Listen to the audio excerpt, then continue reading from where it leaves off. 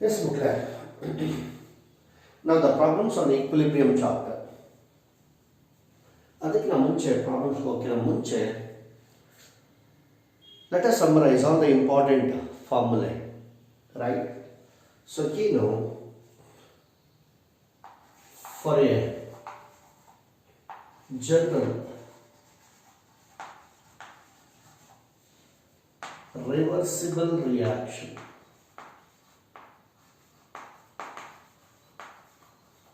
for a general reversible reaction,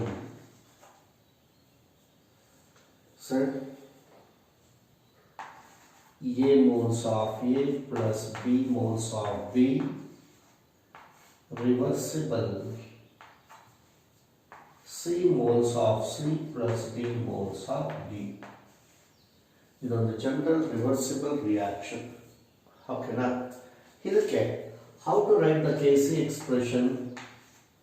Kc is equal to product of the concentration of the products and the concentration of C by into concentration of D by product of the concentration of the reactants, that is concentration of A into concentration of B, and each concentration term raised to the powers are equal to their coefficient, and the concentration of C to the power C, D to the power D, A to the power A, B to the power B.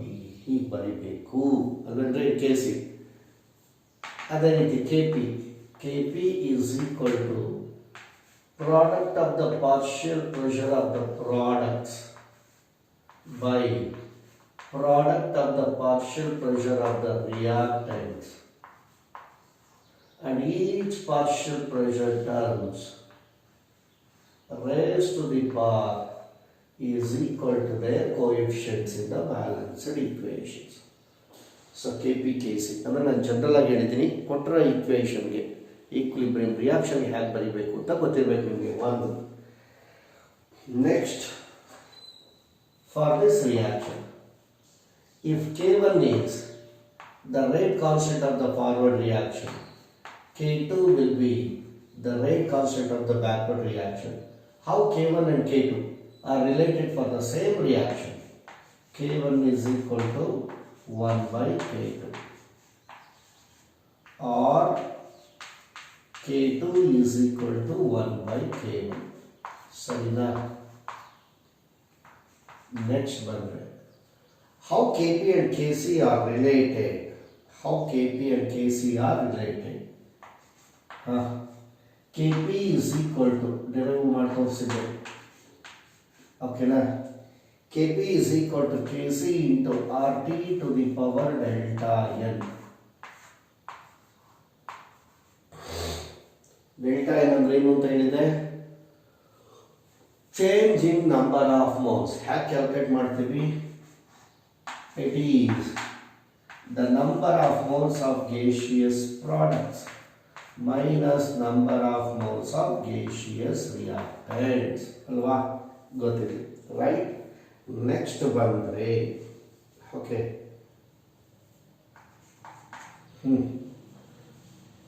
So for weak acids and weak bases, for weak acids and weak bases, come on. So what is the Asphalt dilution law? Ka is equal to C alpha square, ಅಥವಾ alpha is equal to root of Ka by C, right? Then H plus ion concentration, ಎರಡು formula ಅಂತ ಹೇಳಿದೆ. H plus ion concentration is equal to C alpha, or H plus ion concentration is equal to alpha ಕೊಟ್ಟಿಲ್ಲ ಅಂದರೆ K ಕೊಟ್ಟಿದ್ದಾರೆ ಅಂದರೆ root of Ka into C. What is C? It is a concentration. ಓಕೆನಾ? Next ಬಂದರೆ similarly for weak bases, ಇಲ್ಲಿ ಕೊಟ್ಟಿರೋದೆಲ್ಲ ಇವೆಲ್ಲ weak ಆಸಿಡ್ಸ್ಗೆ. for weak bases.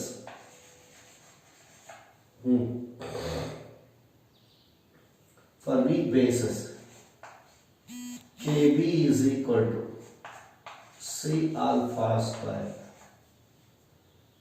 So alpha is equal to root of Kb by C. Ka badu Kb. Then OH minus ion concentration. How do you calculate? That is C alpha. Or OH minus ion concentration is equal to, root of Kb into C. ಯಾವ data ಕೊಡ್ತಾರೋ ನೋಡ್ಕೊಂಡು ಆ formula ಹಾಕ್ಕೊಡೋದು, right?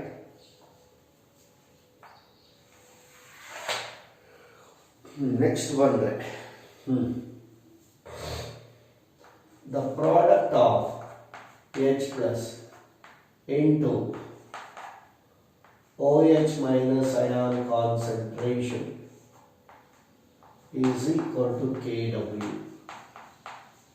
That is equal to 1 into 10 to the power of minus 14. Sarina, right?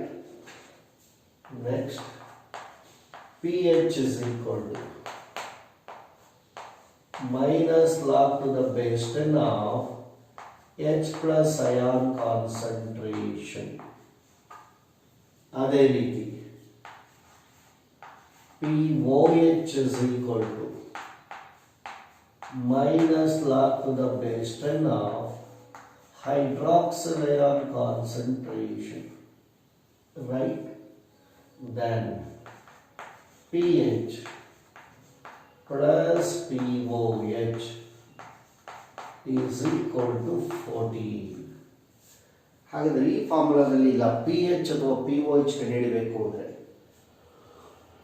POH ಗೊತ್ತಿದೆ, pH ಏನು ಕಂಡುಹಿಡಿಯಬೇಕು ಅಂದರೆ pH is equal to 14 minus POH, right?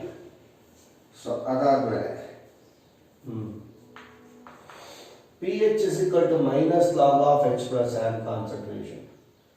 ಅಥವಾ ಇಲ್ಲಿ H plus ion concentration ಕಂಡುಹಿಡಿಯಬೇಕು ಅಂದರೆ ನಮಗೆ H plus ion ಬೇಕು, ಮೈನಸ್ ಈ ಕಡೆ ತಗೊಂಬ ಮೈನಸ್ pH ಆಯಿತು, ಲಾಗ್ ಈ ಕಡೆ ತಗೊಂಬಂದ್ರೆ anti log of minus pH. ಇದು ಒಂದು ಫಾರ್ಮುಲಾ, ಓಕೆನಾ, ರೈಟ್? ಅದೇ ರೀತಿ hydroxide ion concentration is antilog of minus POH ಗೊತ್ತಿರಲಿ. ಓಕೆ, ನಾವು solubility product.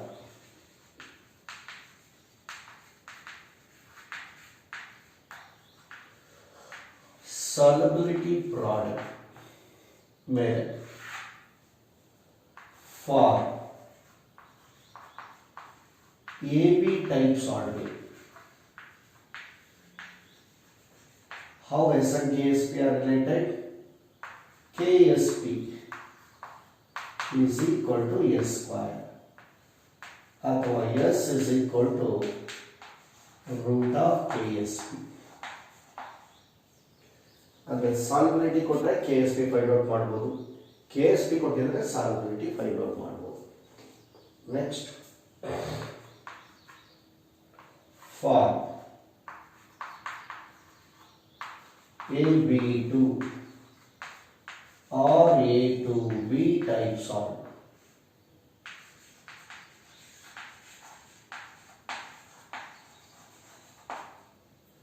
AB2 ಅಥವಾ A2B type solvent, KSP is equal to 4S cube, or S is equal to cube root of KSP by 4, right? Next ಬಂದ್ರೆ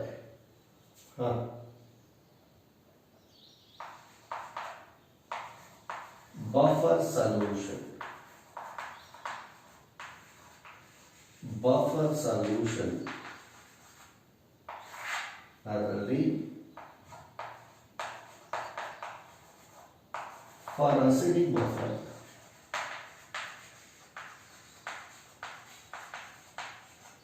How do you calculate pH? pH is equal to pKa plus log to the base 10 of concentration of salt by concentration of acid. Then S for basic buffer, POH is equal to pKb plus log to the base 10 of concentration of salt by concentration of base. This is for basic buffer. This is for basic buffer.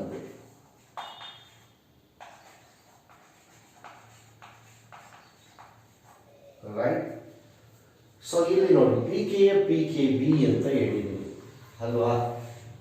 So ಇಲ್ಲೇ ತರನೇ what is pKa minus log K ಅಲ್ವಾ. Then what is pKb minus log Kb, right? So ಇಷ್ಟು ಫಾರ್ಮುಲಾಗಳು ನಿಮಗೆ ಗೊತ್ತಿರಬೇಕು. ಇದನ್ನು start ಮಾಡೋಕ್ಕಿಂತ ಮುಂಚೆ, problem start ಮಾಡೋಕ್ಕಿಂತ ಮುಂಚೆ ಅಷ್ಟು ಪ್ರಾಬ್ಲಮ್ಸ್ಗೆ ಅಂದರೆ ಯಾವುದೇ ಪ್ರಾಬ್ಲಮ್ ಸಾಲ್ವ್ ಮಾಡೋಕ್ಕಿಂತ ಮುಂಚೆ ಇಷ್ಟು ಫಾರ್ಮುಲಾಗಳು ನಿಮಗೆ ಗೊತ್ತಿದ್ರೆ ಈಸಿಯಾಗಿ ಪ್ರಾಬ್ಲಮ್ಸ್ ಮೂವ್ ಆಗ್ತಾ ಇರುತ್ತೆ. ಓಕೆನಾ? ನಿಮ್ಮ final exam as well as for your so competitive ಎಕ್ಸಾಮ್ಸ್ಗೆ ಇಷ್ಟು ಫಾರ್ಮುಲಾಗಳು ಗೊತ್ತಿರಬೇಕು ನಿಮಗೆ. Right? Come on, let's start the first problem. ನೋಡ್ಕೊಂಡ್ರಲ್ವಾ ಫಾರ್ಮುಲಾಗಳನ್ನ? ನೋಡ್ಕೊಂಡ್ರಲ್ವಾ? Come on, let's start the first problem. ನಾವು ಏನಿದೆ first problem? The rate constant for the forward reaction is 3 into 10 to the power of minus 3, and that of backward reaction is 1.5 into 10 to the power of minus 4. Calculate the equilibrium constant for the reaction. First data predict ಮಾಡ್ಕೋಬೇಕು. ಏನು? rate constant ಹೆಂಗೆ denote ಮಾಡ್ತೀವಪ್ಪ? given, right? rate constant K ಅಲ್ಲಂದ್ರೆ for the forward reaction Kf is ಎಷ್ಟು ಕೊಟ್ಟಿದ್ದಾರೆ? 3 into 10 to the power of minus 3. 3 into 10 to the power of minus 3. Right? And that of backward reaction, and the rate constant of the backward reaction ಎಷ್ಟು ಕೊಟ್ಟಿದ್ದಾರೆ? 1.5 into 10 to the power of minus 4. 1.5 into 10 to the power of minus 4. ಹಾಗಿದ್ರೆ come on, calculate the equilibrium constant for the reaction. K ಅಥವಾ KEQ ಅಥವಾ KC ಅಂತ ಹೇಗೆ ಬೇಕಾದ್ರೂ represent ಮಾಡ್ಬೋದು. ಹಾಗಿದ್ರೆ ಡೈರೆಕ್ಟ್ ಫಾರ್ಮುಲಾ ಇದೆ. we know that equilibrium constant is definition ಕೊಟ್ಟಿದ್ದೀನಿ. It is a ratio of rate constant of the forward reaction to the rate constant of the backward reaction. ಅಥವಾ ನೀವು ಫಾರ್ವರ್ಡ್ ನ K1 ಬ್ಯಾಕ್ವರ್ಡ್ ನ K2 ಅಂತ ತಗೊಂಡ್ರು ಕೂಡ K1 by K2 direct ಅಂತ ತಗೊಂಡು Kf by Kb ಅಂತ ಬರುತ್ತೆ. Command substitute 3 into 10 to the power of minus 3 ಹೌದಲ್ವಾ? ಸೊ ಇಲ್ಲಿ ಬಂದರೆ 1.5 into 10 to the power of minus 4. ಇದು 10 power minus 3 ತಾನೆ? Yes. Right? Okay. ಈಗ ನಿಮಗೆ ಯಾವಾಗ ಬೇಕಾದ್ರೆ ಕ್ಯಾಲ್ಕುಲೇಟ್ ಮಾಡ್ಕೊಬೋದು ನೀವು. ಓಕೆನಾ?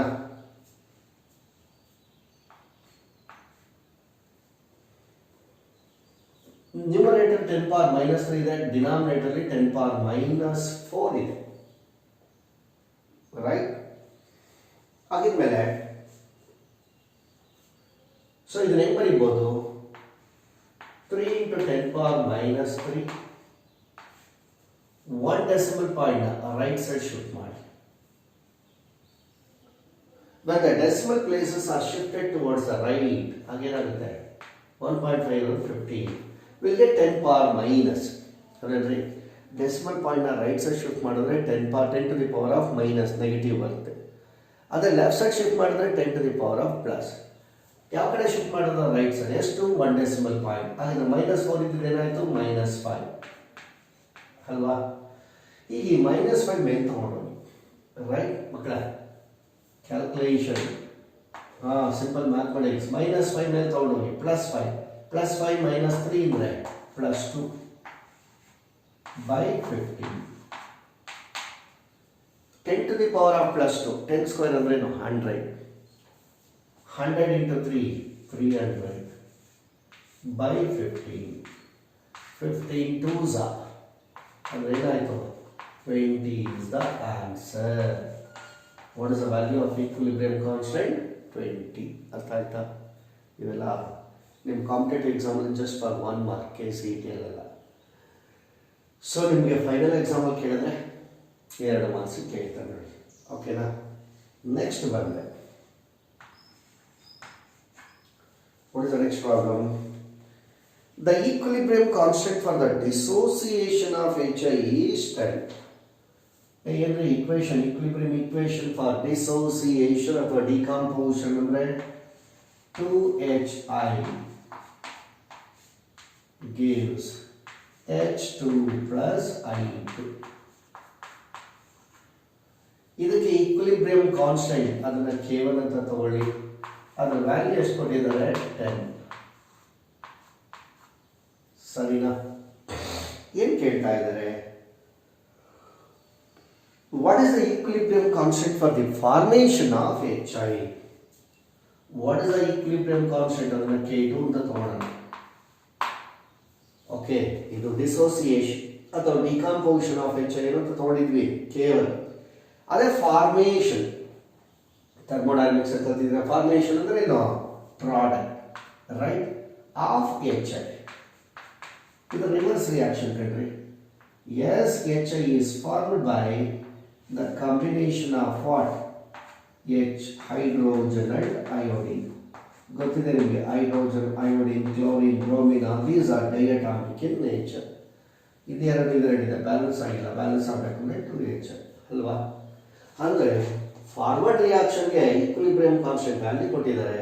ಬ್ಯಾಕ್ವರ್ಡ್ ರಿಯಾಕ್ಷನ್ಗೆ ಯಾವ ಫಾರ್ಮುಲಾ ಯೂಸ್ ಮಾಡ್ತೀರಾ ಅಲ್ಲಿ? ಡೈರೆಕ್ಟ್ ಫಸ್ಟ್ ಫಾರ್ಮುಲಾ ಅಂದರೆ K1 is equal to 1 by K2 ಅಥವಾ ನಮಗೆ ಬೇಕಾಗಿರೋದು K2 is equal to 1 by K1 ಅಲ್ವಾ. What is the value of K1? 10. So 1 by 10 ಅಂದರೆ 0.1 ಅಂತ ಅರ್ಥ ಇದೆಯಾ. ನೆಕ್ಸ್ಟ್ ಬಂದರೆ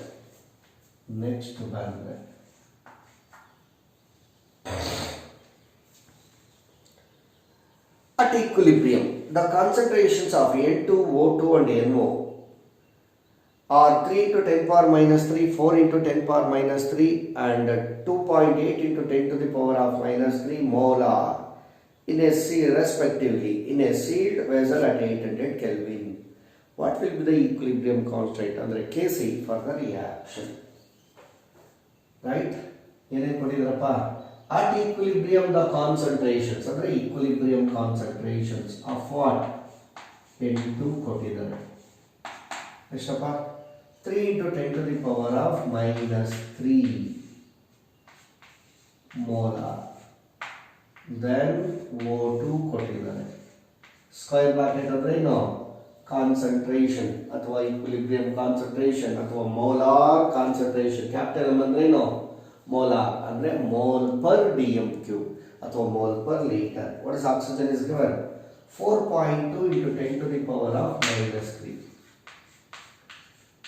10 to the power of minus 3, right? And NO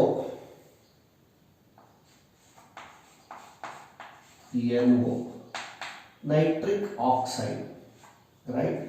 What is its concentration? 2.8 into 10 to the power of minus 3 molar.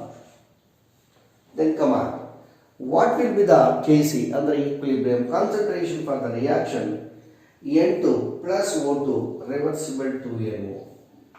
N2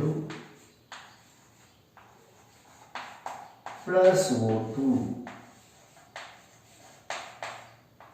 gives rise to reversible to NO. So nitrogen plus oxygen gives nitric oxide. ಈಗ ಕೇಳಿರೋದು ಏನು, ಈ ರಿಯಾಕ್ಷನ್ಗೆ Kc ಕಂಡುಹಿಡಿಯಿರಿ ಅಂತ ಹೇಳಿ. ಹಾಗಿದ್ರೆ come on write the Kc expression for this reaction. Kc is equal to come on ಹೆಂಗ್ ಬರೀತೀರಪ್ಪ, numerator ಏನ್ರಿ ಪ್ರಾಡಕ್ಟ್ ಯಾವ್ದ್ರಿ concentration of NO to the power its coefficient ಎಷ್ಟಿದೆ 2 by concentration of product of the concentration of the reactants ಯಾವುದು concentration of N2 into concentration of O2, right? Next NO ಎಷ್ಟು ಕೊಟ್ಟಿದ್ದಾರೆ 2.8 into 10 to the power of minus 3 already. This is NO.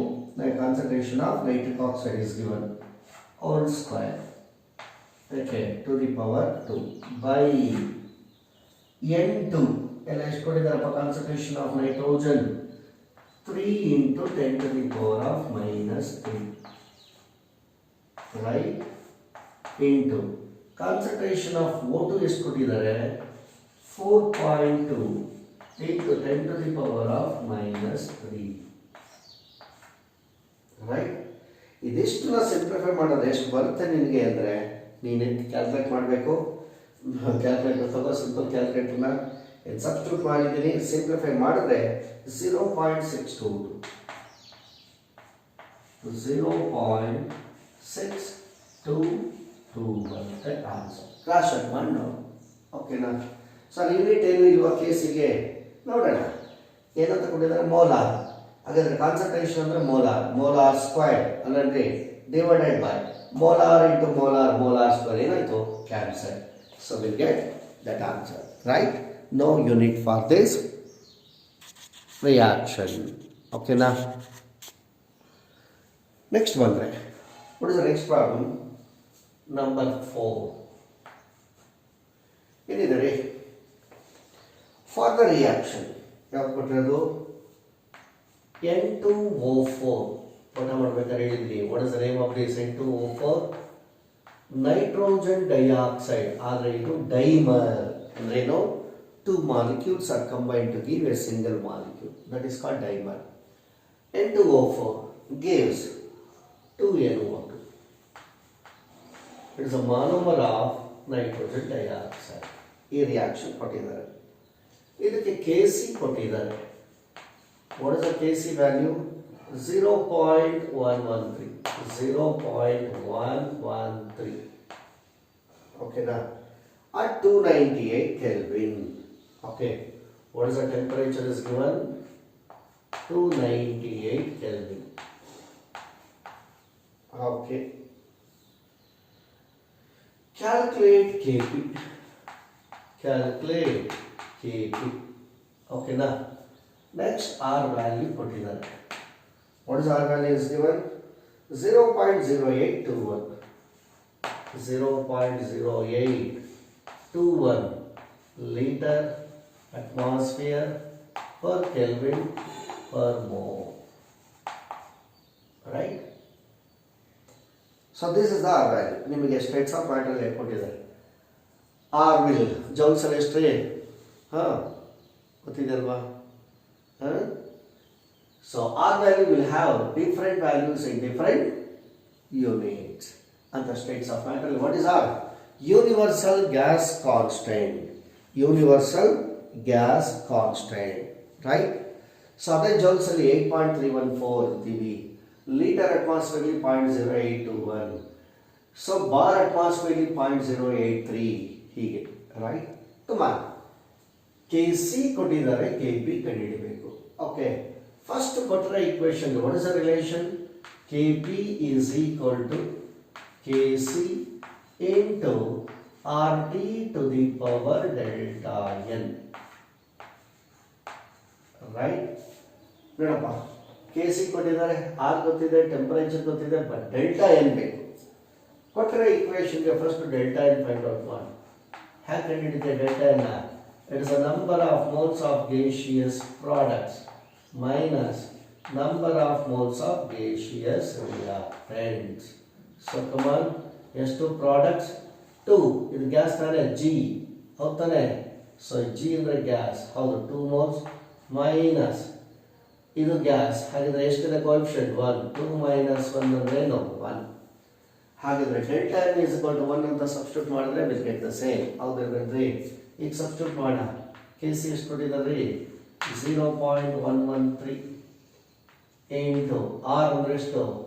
0.0821 into T ಅಂದರೆ 298. ಓಕೆನಾ? S ಮಕ್ಕಳೇ, calculate ಮಾಡಿ. Calculator ತಗೊಂಡು ಇದನ್ನೆಲ್ಲ multiply ಮಾಡಿದ್ರೆ will get the answer as 2.764.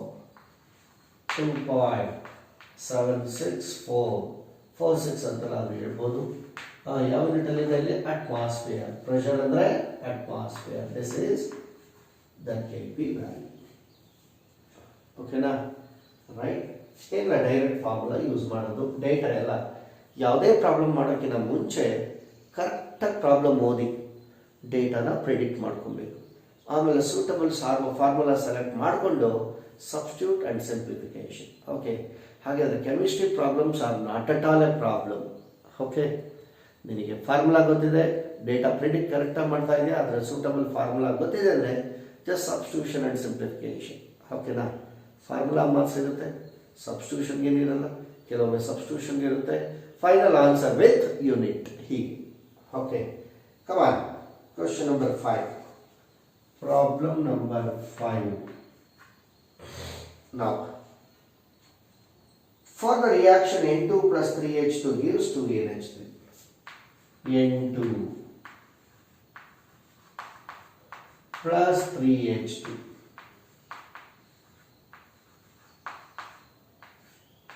gives 2NH3.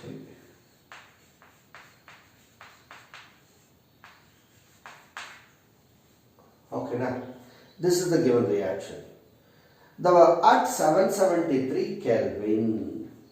Okay, now what is the temperature is given? 773 Kelvin. At 773 Kelvin, the value of Kp is 1.4 into 10 to the power of minus 15. 1.4 into 10 to the power of minus 15. Okay, now yes, calculate the value of Kc. ಇಲ್ಲಿ R ಕೊಟ್ಟಿಲ್ಲ ಅಂದರೆ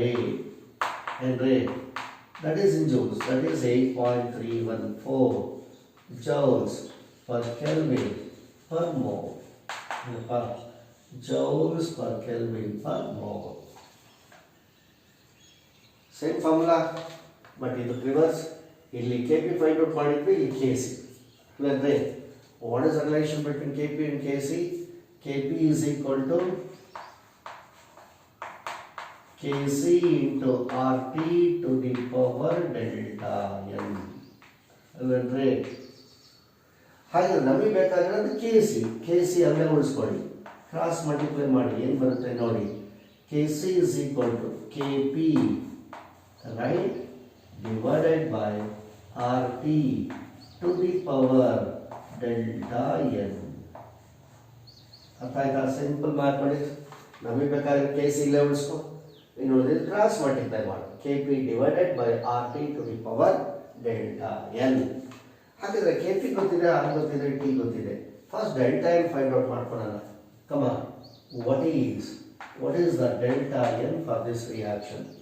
Number of moles of gaseous products ಎಷ್ಟಿದೆ? 2. Okay, so minus reactants. ಓಕೆನಾ? Reactants ನೋಡ್ರಿ, ಎರಡು gases. ಹೌದು, ಇದು gas, ಇದು ಗ್ಯಾಸು. ಕೋಎಫಿಷಿಯಂಟ್ ಎಷ್ಟಿದೆ? 3. 3 + 1 4. 2 minus 4, that is minus 2. Delta ಏನು ಗೊತ್ತಾಯಿತು? ಎಲ್ಲ ಸಬ್ಸ್ಟಿಟ್ಯೂಟ್ ಮಾಡೋಣ. What is the K P value ಕೊಟ್ಟಿದ್ದಾರೆ ನೋಡಿ ಇಲ್ಲಿ. ಎಷ್ಟು? 1.4 into 10 to the power of minus 15 by r ಅಂದ್ರೆ ಎಷ್ಟು? 8.314 into t ಅಂದ್ರೆ 773 to the power delta N ಅಂದ್ರೆ ಎಷ್ಟಪ್ಪ? minus 2. ಅರ್ಥ ಆಯ್ತಾ? ಏನ ಫಾರ್ಮುಲಾ ಬಂದಿದ್ದೀವಿ, ಸಬ್ಸ್ಟಿಟ್ಯೂಟ್ ಮಾಡಿದ್ದೀವಿ, ರೈಟ್? ಈಗ ಇದನ್ನ 10 power minus 2 ಮೇಲೆ ತಗೊಂಡ್ರೆ ಏನಾಗುತ್ತೆ? ಪ್ಲಸ್ 2 ಆಗುತ್ತೆ. ಹಾಗಿದ್ರೆ 1.4 into 10 power minus 15 into 8.314 into 773 ಈ ಡಿನಾಮಿನೇಟರ್ ಇರೋದು ಮೇಲೆ ತಗೊಂಡ್ರೆ ಮೈನಸ್ 2 ಏನಾಯಿತು? ಪ್ಲಸ್ 2 ಅಂದರೆ ಸ್ಕ್ವೇರ್. ಸೊ ಇದನ್ನ ಸಿಂಪ್ಲಿಫೈ ಮಾಡಿದ್ರೆ will get the answer as, cross check ಮಾಡ್ಕೊಡಿ, 5.782 into 10 to the power of minus 8 ಇಷ್ಟು ಬರುತ್ತೆ ಆನ್ಸರ್. ನೀವು ಕ್ರಾಸ್ ಚೆಕ್ ಮಾಡ್ಕೊಳ್ಳಿ, ಮಾಡಿ ಸರಿ ಅನ್ರಿ, ರೈಟ್?